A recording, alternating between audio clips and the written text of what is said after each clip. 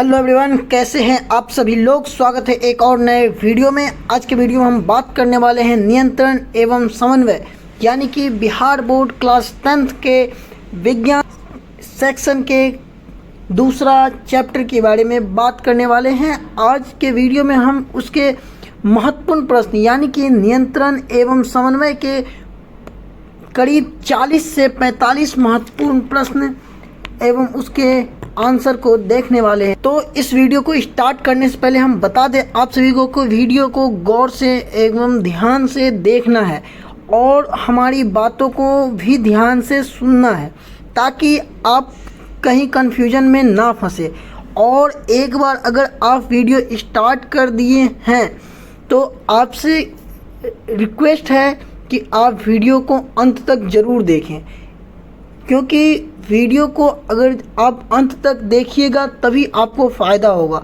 अगर आप अंत तक नहीं देखिएगा तो फिर फ़ायदा नहीं होगा। उससे अच्छा है कि आप वीडियो को देखें ही ना, क्योंकि आज के वीडियो में हम जो भी प्रश्न के उत्तर देखेंगे और करेंगे, ठीक है, वो सभी एग्ज़ाम के पॉइंट ऑफ व्यू से यानी कि बिहार बोर्ड के पॉइंट ऑफ व्यू से बहुत ही इम्पोर्टेंट है, जिसकी डायरेक्ट संभावना है कि आपके बोर्ड एग्जामिनेशन में यही से प्रश्न आएंगे।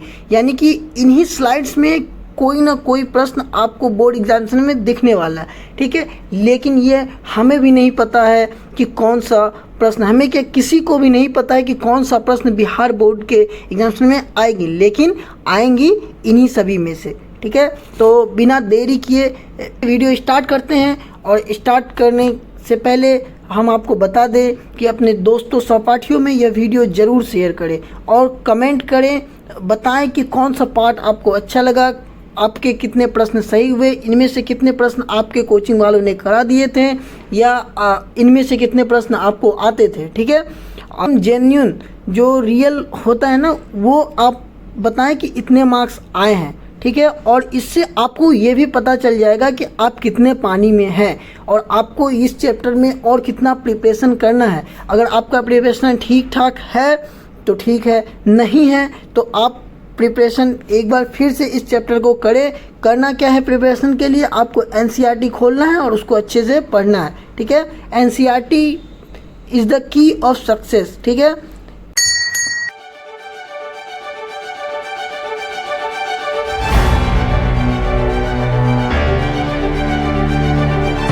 प्रश्न संख्या 1, हार्मोन स्रावित होता है। प्रश्न संख्या 1 है कि हार्मोन जो है हार्मोन स्रावित होता है। तो हार्मोन कहाँ से स्रावित होता है? तो हार्मोन जो है अंतःस्रावी ग्रंथि से स्रावित होता है। हार्मोन अंतःस्रावी ग्रंथि से स्रावित होता है, ठीक है। प्रश्न संख्या 2, ग्वाइटर अथवा घेघा पनपता है। ग्वाइटर अथवा घेघा पनपता है यानी ग्वाइटर अथवा घेघा जो है किसकी कमी से पनपता है? तो आयोडीन की कमी से। आयोडीन की कमी से हमें ग्वाइटर या घेघा पनपता है। ग्वाइटर या घेघा वो रोग है जिसमें गला जो फूल जाता है, ठीक है। अगला प्रश्न है प्रश्न संख्या 3, थायरोक्सिन का स्रवण कहाँ से होता है? तो थायरोक्सिन का स्रवण जो है थायराइड ग्लैंड से होता है। कहाँ से होता है? थायराइड ग्लैंड से होता है। थायरोक्सिन का स्रवण जो है थायराइड ग्लैंड से होता है, ठीक है। प्रश्न संख्या 4 है कि मानव में डायलिसिस थैली है। मानव में डायलिसिस थैली कौन है? तो मानव में डायलिसिस थैली जो है वो नेफ्रॉन है। कौन है? नेफ्रॉन। मानव में डायलिसिस थैली नेफ्रॉन है, ठीक है। अब अगला प्रश्न संख्या 5। प्रश्न संख्या 5 क्या बोला है कि भोजन का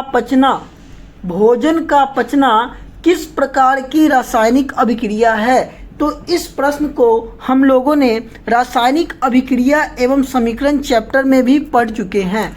तो इस इसका जवाब हम नहीं देंगे, ठीक है। इसका जवाब आप लोगों को कमेंट करके बताना है कि भोजन का पचना जो है किस प्रकार की रासायनिक अभिक्रिया है, ठीक है। अगला प्रश्न, प्रश्न संख्या 7, कौन सा पादप, प्रश्न संख्या 7, कौन सा पादप नियंत्रक फल बेचने वालों द्वारा उपयोग नहीं किया जाता है, ठीक है। तो कौन सा पादप नियंत्रक फल बेचने वालों द्वारा नहीं किया जाता है? तो इथाइलिन जो है, इथाइलिन जो है वह फल बेचने वालों द्वारा उपयोग नहीं किया जाता है, ठीक है। अगला प्रश्न, प्रश्न संख्या 8, वह संरचना जो उद्दीपन की पहचान करती है कहलाती है। वह संरचना जो उद्दीपन की पहचान करती है उस क्या कहलाती है? तो जो उद्दीपन का पहचान करती है वह संरचना ग्राही कहलाती है, ठीक है। वह संरचना ग्राही कहलाती है। अगला प्रश्न है कि निम्नलिखित में कौन सी एक अंतःस्रावी और बाह्यस्रावी ग्रंथि को 2 प्रकार की होती है, ठीक है। निम्नलिखित में से कौन सा एक अंतःस्रावी और बाह्यस्रावी 2 प्रकार की होती है, ठीक है। तो हमारा अग्नाशय जो है, अग्नाशय वह अंतःस्रावी और बाह्यस्रावी ग्रंथि दोनों प्रकार की होती है। अगला प्रश्न है, कौन सा अंतःस्रावी ग्रंथि वृक्क के दोनों ओर ऊपर स्थित होता है? अच्छा, कौन सा अंतःस्रावी ग्रंथि वृक्क के दोनों ओर स्थित होता है? तो दोनों ओर ऊपर स्थित कौन सा होता है? तो वृक्क क्या होता है? कमेंट करके आप लोग बताइए कि वृक्क क्या होता है। आप लोग बहुत सुन लिए वृक्क, तो कमेंट करके बताइए। देखिए आप लोगों में पता है कि नहीं कि वृक्क क्या होता है। तो इसका आंसर जो है किसका, कि अंतःस्रावी ग्रंथि जो वृक्क के दोनों ओर ऊपर की ओर होता है वह एड्रिनल होता है। क्या होता है? एड्रिनल होता है, ठीक है। अब अगला प्रश्न क्या है कि जीवों में ध्वनि ग्रहण करने के लिए संवेदी अंग है। तो जीवों में ध्वनि उत्पन्न करने के लिए संवेदी अंग जो है वह क्या है? तो श्रवण ग्राही, क्या करने के लिए? ध्वनि ग्रहण करने के लिए। तो ध्वनि ग्रहण करना मतलब सुनने का काम कौन करता है? तो श्रवण ग्राही करता है, ठीक है। अगला प्रश्न है कि अधिकतर पादप नियंत्रक उत्पन्न होते हैं। तो अधिकतर पादप नियंत्रण जो है उत्पन्न होते हैं, कहाँ पर उत्पन्न होते हैं? तो अधिकतर पादप नियंत्रक जो है वह बढ़ते तने के अग्रभाग में और बढ़ती जड़ के अग्रभाग में, यानी कि ए और बी दोनों में, यानी ऑप्शन डी आपका सही आंसर है, ठीक है। प्रश्न संख्या 14 कह रहा है कि बीज रहित फलों के बनने को कहते हैं। बीज रहित फलों के बनने को कहते हैं। तो बीज रहित फलों के बनने को कहते हैं अग्र प्रभाविकता। अग्र प्रभाविकता क्या कहते हैं? अग्र प्रभाविकता, ठीक है। अगला प्रश्न है, निम्नलिखित में से कौन सा पादप हार्मोन है? तो निम्नलिखित में से कौन सा पादप हार्मोन है? तो पादप हार्मोन जो पादप में पाए जाते हैं, यानी पेड़ पौधे में जो पाए जाते हैं, तो साइटोकाइनिन जो है यह क्या है? पादप हार्मोन है। इंसुलिन तो आप लोग को पता होगा कि ब्लड में शुगर की मात्रा यानी चीनी की मात्रा को बैलेंस करने का काम करता है। थायरॉक्सिन भी पता होगा कि थायराइड ग्लैंड से निकलता है, ठीक है। एस्ट्रोजन भी आप लोगों को पता होगा, ठीक है। तो ये जो है साइटोकाइनिन, यह पादप हार्मोन है, ठीक है। अगला प्रश्न है कि दो तंत्रिका कोशिकाओं के मध्य खाली स्थान को कहते हैं। दो तंत्रिका कोशिकाओं के मध्य खाली स्थान को क्या कहते हैं? तो दो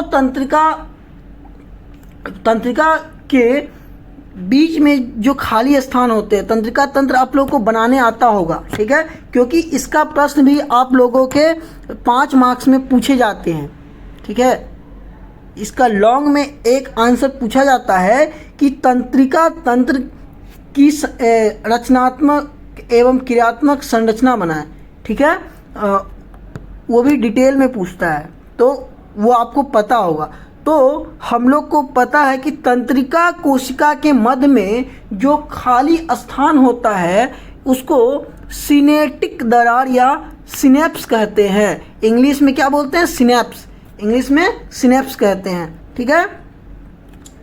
अब अगला प्रश्न है कि मस्तिष्क उत्तरदायी है। मस्तिष्क जो है वह किसके लिए उत्तरदायी है?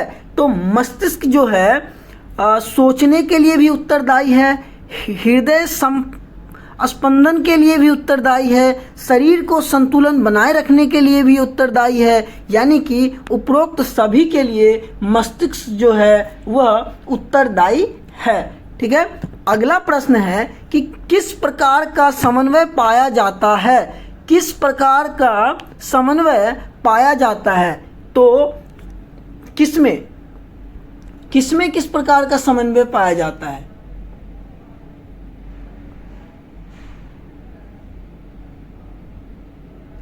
तो यहाँ पे आप लोगों को आधा प्रश्न लिखा गया है, ठीक है।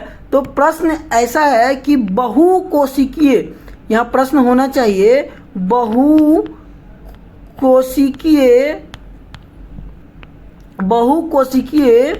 जीव में किस प्रकार का समन्वय पाया जाता है, ठीक है। तो बहुकोशिकीय जीव में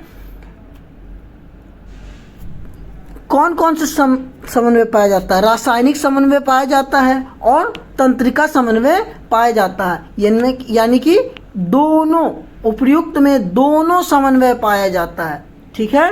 कौन सा?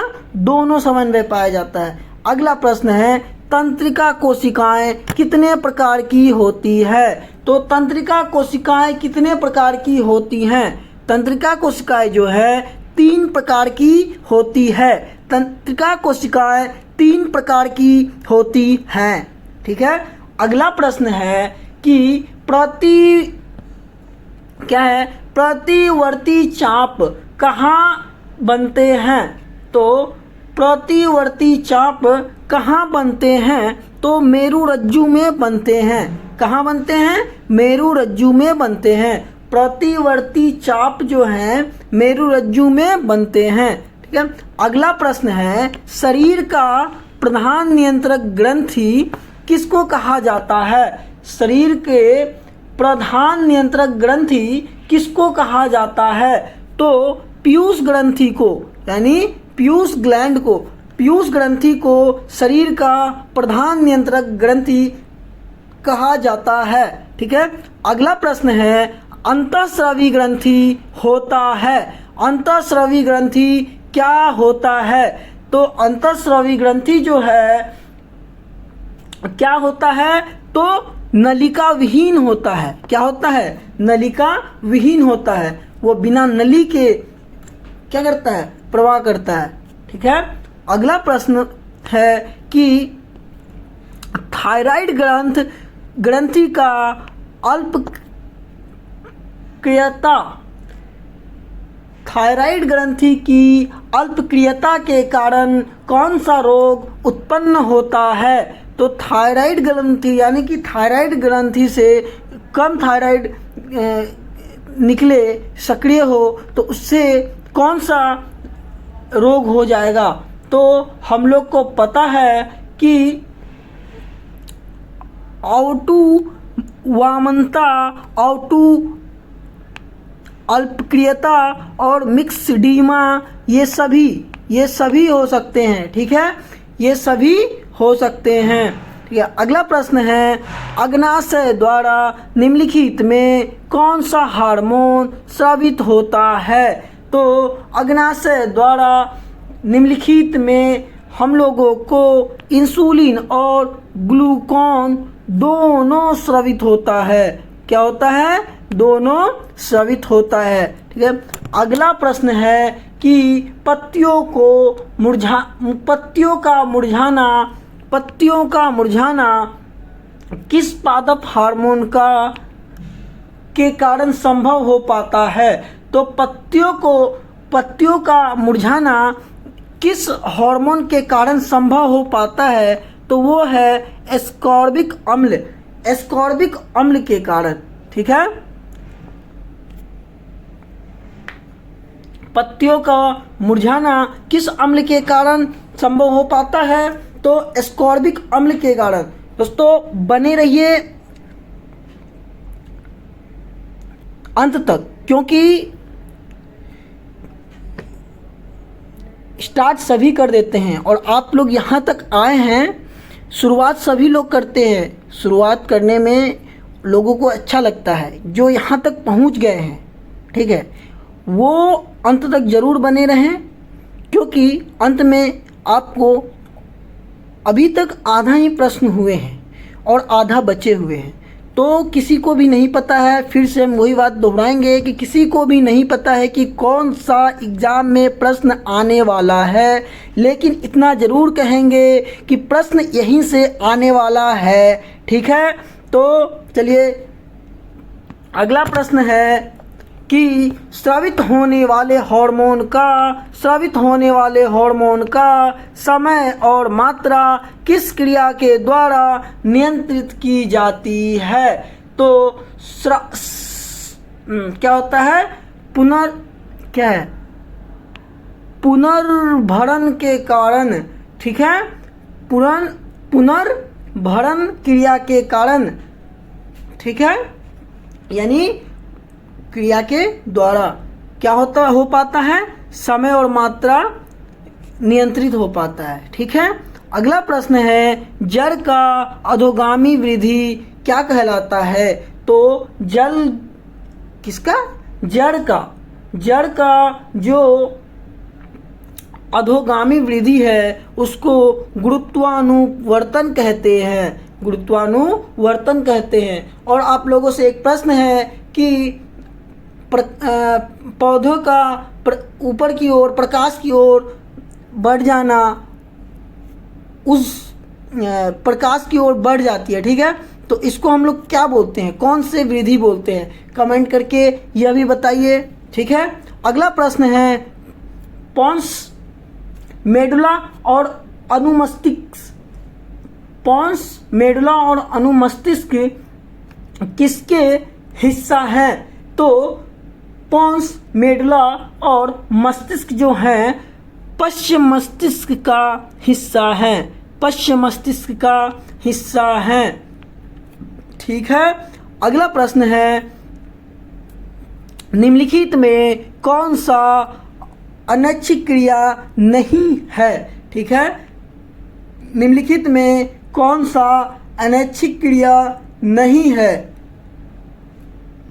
तो चबाना जो है अनैच्छिक क्रिया नहीं है। हम लोग चाहेंगे हृदय रुक जाए तो नहीं रुक सकता। ठीक है, हम कोई खट्टा पदार्थ देख लें तो भी नहीं अपने जीभ से लार रोक सकते हैं। कोई टेस्टी खाना देख ले, कोई स्वादिष्ट खाना देख ले तो हम लोग क्या करते हैं? लार आने लगता है। लेकिन और वमन क्रिया भी हम लोग नहीं रोक पाते हैं। ठीक है, लेकिन चबाना जो है वह हम लोग रोक सकते हैं। ठीक है, तो इसका मतलब जो है यह ऐच्छिक क्रिया है। ठीक है, अनैच्छिक क्रिया नहीं है। अगला प्रश्न है अवंटू ग्रंथि को थायरॉक्सिन हार्मोन बनने के लिए क्या आवश्यक है? तो अवंटू ग्रंथि को थायरॉक्सिन हार्मोन बनाने के लिए सोडियम की आवश्यकता होती है? किसकी आवश्यकता होती है? सोडियम की आवश्यकता होती है।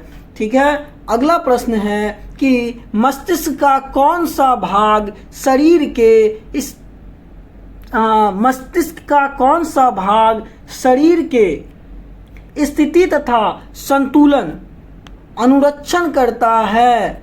तो कौन सा भाग सबसे पावरफुल भाग? कौन सा भाग? अनुमस्तिष्क। ठीक है। मस्तिष्क का कौन सा भाग शरीर का स्थिति तथा संतुलन अनुरक्षित करता है, मतलब अनुरक्षण करता है? तो अनुमस्तिष्क करता है। ठीक है।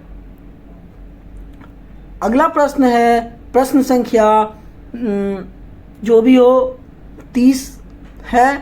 पादप हार्मोन क्या है? पादप हार्मोन साइटोकिनिन सहायक है। तो पादप हार्मोन साइटोकिनिन जो है वो किसके लिए सहायक होता है? तो वह जो है प्रोह के अग्रभाग की लंबाई के वृद्धि के लिए, प्रोह के अग्रभाग की लंबाई के वृद्धि के लिए क्या होता है? सहायक होता है। अगला प्रश्न है कि प्रश्न कह रहा है वृक्क किस तंत्र का भाग है? तो वृक्क जो है वह उत्सर्जन तंत्र का भाग है। किसका भाग है? उत्सर्जन तंत्र का भाग है। ठीक है। अगला प्रश्न है इंसुलिन की कमी से के कारण कौन सा रोग होता है? तो इंसुलिन के कमी के कारण हम लोगों को मधुमेह हो जाता है। आप लोगों को पहले ही बताएं कि इंसुलिन की कमी से मधुमेह रोग हो जाता है। क्या हो जाता है? मधुमेह रोग हो जाता है। ठीक है। अगला प्रश्न है, क्या है अगला प्रश्न कि अच्छा ये यहाँ रहा, अनुकुंचन गति के किस पौधों पर प्रभावित करता है? तो अनुकुंचन गति जो है वह छुई मुई पर प्रभावित करता है। ठीक है। खोपड़ी के अग्र सिरे पर स्थित न्यूरॉन को शरीर के विभिन्न भागों से प्राप्त होता है। खोपड़ी के अग्र सिरे में स्थित न्यूरॉन को शरीर के विभिन्न भागों से प्राप्त होता है। क्या प्राप्त होता है? संकेत प्राप्त होता है। क्या प्राप्त होता है? संकेत। विभिन्न सिरों से संकेत प्राप्त होता है और फिर उसको नियंत्रण करता है। ठीक है। हाँ, तो हमारा शरीर किस पे काम करता है? हमारा शरीर जो है इलेक्ट्रिसिटी बेस्ड है। किस पे काम करता है? इलेक्ट्रिसिटी के बेस पे। ठीक है। जिसका वोल्टेज बहुत लो होता है। ठीक है। यह आप कब पढ़ेंगे? जब आप और बड़े 12th में पढ़ लेंगे। मे बी अगर आपके टीचर बताएं तो 12th में पढ़ेंगे, नहीं तो फिर कॉलेज लेवल पे पढ़ेंगे। ठीक है। क्या पढ़ेंगे कि हमारा शरीर कैसे काम करता है, लेकिन उसके लिए आपको क्या लेना होगा? बायो लेना होगा। ठीक है। चलिए अगला प्रश्न है। अगला प्रश्न क्या है कि अवंटू ग्रंथि को थायरॉक्सिन हार्मोन बनाने के लिए आवश्यक है। तो अवंटू ग्रंथि को थायरॉक्सिन हार्मोन बनाने के लिए क्या आवश्यक है? तो आयोडीन आवश्यक है। अवंटू ग्रंथि को थायरॉक्सिन हार्मोन बनाने के लिए आयोडीन आवश्यक है। अगला प्रश्न है कि लीडिंग कोशिकाओं कहाँ मिलती हैं?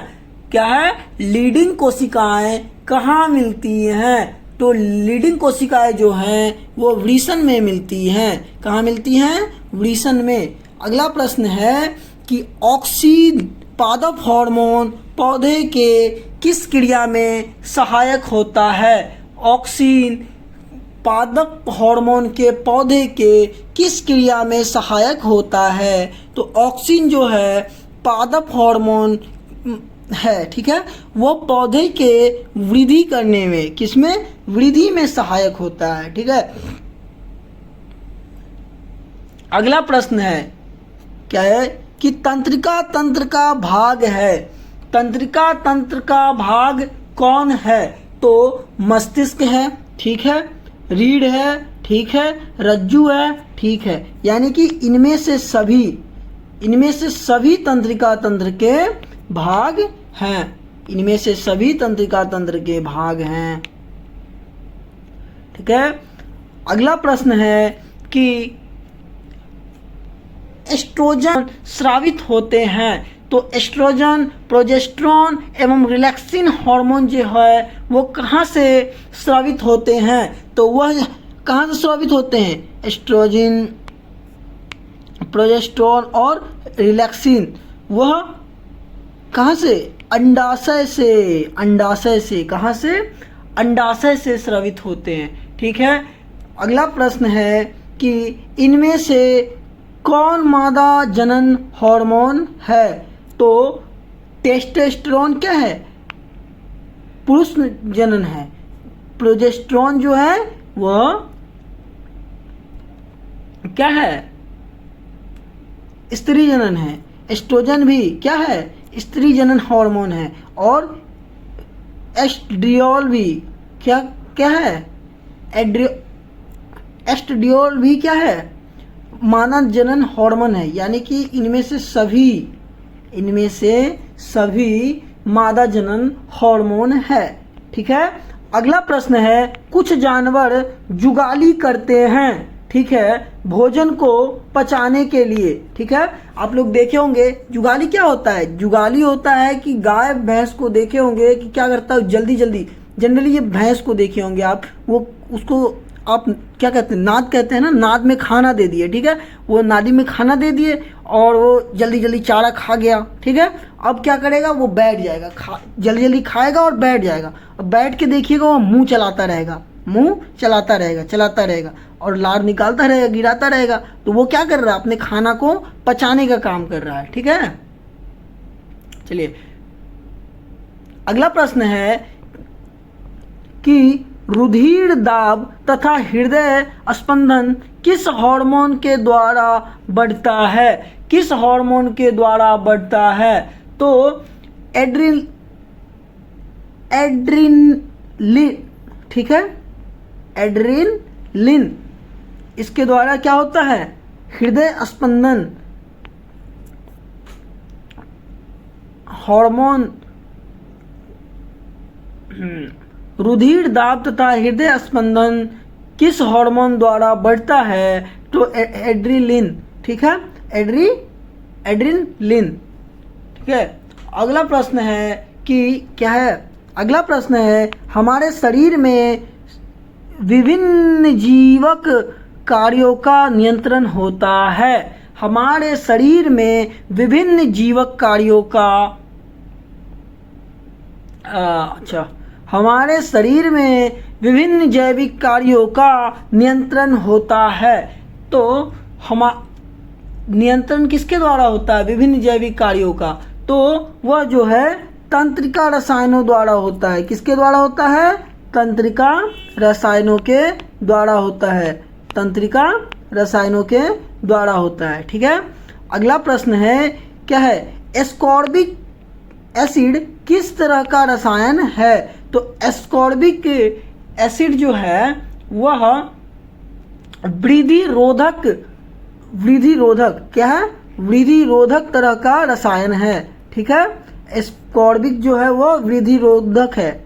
ठीक है। जो क्या करता है? पत्ता उत्ता को झड़ने में मदद करता है। अब एक पिछला प्रश्न हम लोग पढ़े होंगे कि पत्ता को झड़ने में मदद करता है। ठीक है। अगला प्रश्न है कि बीज रहित पौधों का उत्पादन में सहायक होता है। तो बीज रहित पौधों के उत्पादन में सहायक कौन होता है? कौन होता है? तो बीज रहित पौधों के उत्पादन में ऑक्सीजन एवं जिब्रेलिन्स दोनों, ठीक है, दोनों सहायक होता है। ठीक है। अब अगला प्रश्न है कि इनमें से कौन फल पकाने के लिए प्रयुक्त होता है? क्या है कि इनमें से कौन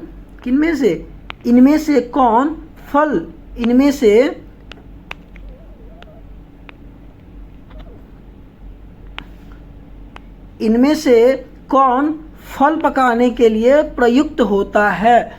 तो कौन सा फल पकाने वाला हार्मोन है? जिब्रेलिन्स। जिब्रेलिन्स जो है फल पकाने वाला हार्मोन है। हम पेड़ पौधे में फल पकाने का काम जिब्रेलिन्स को दिया जाता है। ठीक है, चलिए अगला प्रश्न नहीं है आज के लिए। हम लोग कितना प्रश्न किए? 46। ठीक है, तो हम लोग नियंत्रण एवं समन्वय के करीब क्या 46 प्रश्न किए हैं। ठीक है, और इन प्रश्न को आपको एकदम इस वीडियो को 2 बार 3 बार जितने बार हो सके दोहराइए, देखिए। नहीं हो सके आप इसका स्क्रीनशॉट लीजिए और आप इन सभी प्रश्नों को रट जाइए, क्योंकि मार्क्स लाना इम्पोर्टेंट है। ठीक है, क्लास में आपको कॉन्सेप्ट समझना है, लेकिन इन प्रश्नों को आपको क्या करना है? रटना है। साफ सीधी बात है कि अगर आपको मार्क्स लाना है तो इन प्रश्नों को रटना होगा, क्योंकि किसी को भी नहीं पता है कि कौन सा प्रश्न आपके एग्ज़ाम में आएगा। ठीक है, लेकिन आएगा यहीं से। ठीक है, तो चलिए आज के वीडियो में इतना ही। मिलते हैं फिर एक और नए वीडियो के साथ। तब तक के लिए ओके बाय।